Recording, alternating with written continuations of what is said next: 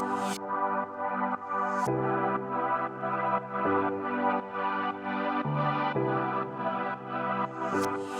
everyone, my name is Elizabeth Davis and I'm an investor at the Female Innovators Lab by Barclays and Anthemis. Today's top 5, we have a very special guest, Gabby Cazeau, who's an investor at Harlem Capital, walking us through the top 5 tips for female founders when raising capital for the first time. Gabby, thank you so much for coming here and joining us, and would love to hear a little bit about you and your background. Absolutely, and thanks for having me. So hi everyone, I'm Gabby Cazeau and I'm a principal at Harlem Capital.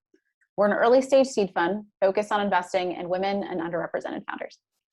I joined Harlem Capital in 2019 with the close of Fund 1, and now we're on to Fund 2, which is pretty exciting and can invest in more great founders.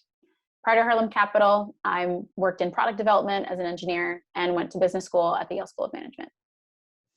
Well, let's just jump right in. What would you say are the top 5 pieces of advice that you'd give female founders when raising capital for the first time and finding the right investor?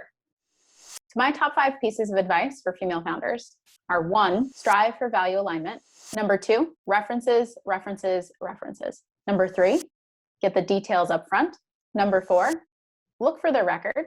Number 5, time kills deals, but speed wins them. Awesome.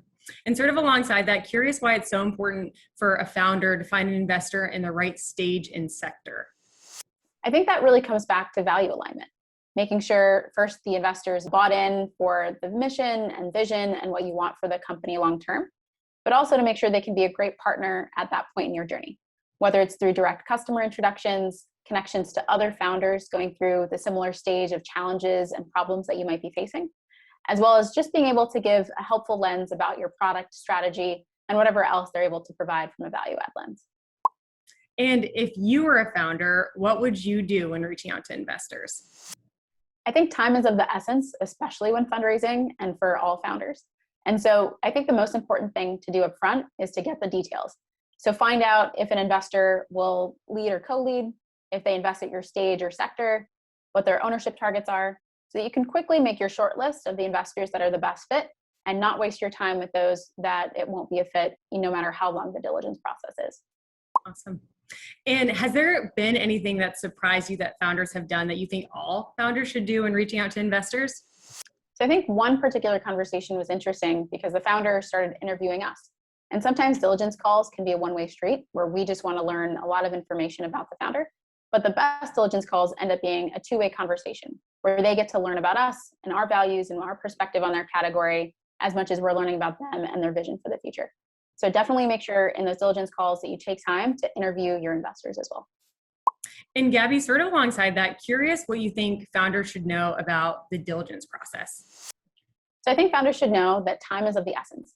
And if you're moving quickly through an investment firm's diligence process, that's typically a good sign that they're working to try to get to a positive decision. But if things start to lag and extend for a really long time and it's outside of the normal length for their process, that's not a great sign. And so definitely circle back to figure out where you stand and try to drive to a yes or a no. I also think it's important for founders to realize that references really matter. So founders should be doing references on investors to get to know how they work with their current portfolio, how they view the market, and just understand who they are as people. Because investors are also doing the same thing on founders, especially in this fast-paced environment. It's really important to make sure that we get to know the folks that we're working with. Gabby, thank you so much for joining us for today's top 5. This is absolutely one of my favorites. If you want to learn more about the Female Innovators Lab by Barclays and Anthemis or Harlem Capital, please see the links below. And if you want to connect with Gabby or with me, please see our Twitter handles as well. And thanks again for joining us. Thanks for having me.